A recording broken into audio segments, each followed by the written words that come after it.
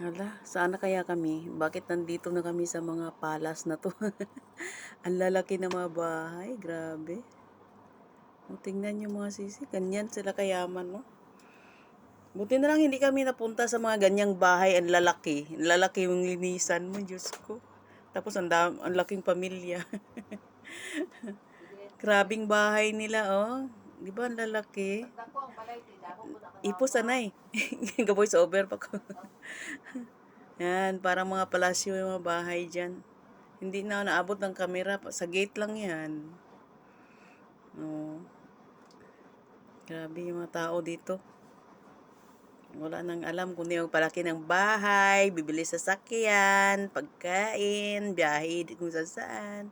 Travel doon, travel dito. Ganyan ang mga Arabe.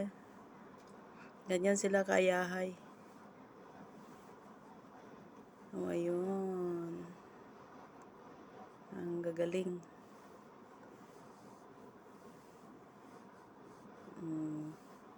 Tapos yung kalsada, punong-puno ng mga ilaw.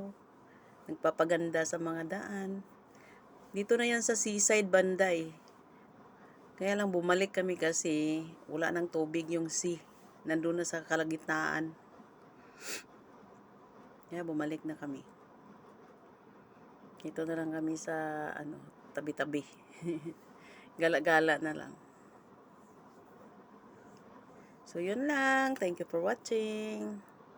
Saka na lang ako mag-edit ng maayos pag may laptop na. Ngayon walang laptop. Pasipi-sipi lang na